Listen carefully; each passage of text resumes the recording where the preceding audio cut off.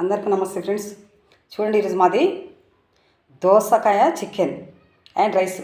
దోసకాయ చికెన్ వల్ల కూడా చాలా ఆరోగ్య ప్రయోజనాలు ఉన్నాయి ఫ్రెండ్స్. కొన్నిసార్లు మనం ఎక్కువ ఆయిల్ వేసి వండుతూ ఉంటాం కదండి. అట్లా ఎక్కువ ఆయిల్ వేసి వండినప్పుడు ఎక్కువ ఆయిల్ ఉందంటే ఆ ఆయిల్ మనకి చెడ్డది కదా. దానివల్ల ఒక చిన్న దోసకాయ, పుల్లగా ఉండే దోసకాయ మనం కూరలు వేసామనుకో చికెన్ చాలా బాగుంటుంది. మీరు కాంబినేషన్ ఒకసారి చూడండి ఫ్రెండ్స్. చికెన్లో అధికంగా మాంసకృతులు ఉండటం వల్ల మన శరీర నిర్మాణానికి, మన కండరాల నిర్మాణానికి ముఖ్యంగా అవసరమైనది మాంసకృతులేనండి. రోజువారి భోజనంలో తప్పనిసరిగా మాంసకృతులు ఉండేవాళ్ళు లాగా చూసుకోండి, చాలా ఆరోగ్యంగా ఉంటాం. లేదంటే హై ఫైబర్ అంటే పీచు పదార్థం. ఈ పీచు పదార్థము ఈ మాంసకృతులు ఉండేలా చూసుకుంటే మిగతాయన్నీ తక్కువ ఉండేలాగా చూసుకోవాలండి. అంత మంచిదండి. అట్లాగే రైసులో కేవలం కార్బోహైడ్రేట్స్ అంటే పిండి పదార్థాలు మాత్రమే ఉంటాయి. రోజువారికి మనం సరిపడా కార్బోహైడ్రేట్స్ తీసుకోవాలి, ఎక్కువగా తీసుకోదు. అస్సలు కార్బోహైడ్రేట్స్ తీసుకోకపోతే కూడా మనం చాలా నీరసించిపోతుంటాం. అంటే షుగర్ లెవెల్ మనకు కూడా కావాలి కదండి, రోజుకి ఎంత కావాలంటే అంత కావాలి కదా. అట్లా లేకపోతే కూడా మనం నీరసమే పడిపోతాం.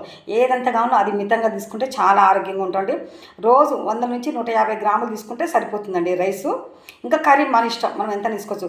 చికెన్ కూడా అంతే, 150 నుంచి 200, లేదంటే 200 నుంచి 250 గ్రాముల వరకు తీసుకోవచ్చు.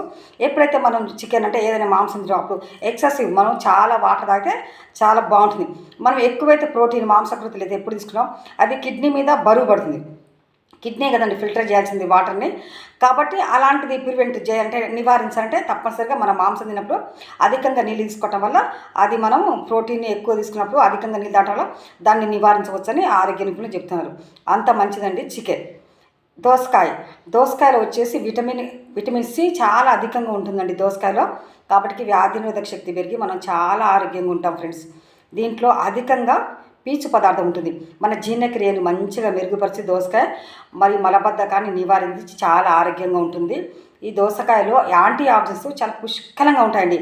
అందుకే వ్యాధుల బారిన పడకుండా మనకు కాపాడుతుంది. దోసకాయ కూర చేసుకోవచ్చు, దోసకాయ పప్పు చేసుకోవచ్చు, దోసకాయ పచ్చడి చేసుకోవచ్చు. ఎట్ట చేసుకున్నా కూడా దోసకాయ వల్ల చాలా ఆరోగ్య ప్రయోజనాలు ఉన్నాయి. చాలా కమ్మగా ఉంటుందండి. నాకైతే చాలా ఇష్టం. పప్పు కానీ, దోసకాయ కర్రీ కానీ, దోసకాయ చికెన్ కానీ ఎట్లా చేసినా కూడా నాకు ఇష్టం అండి.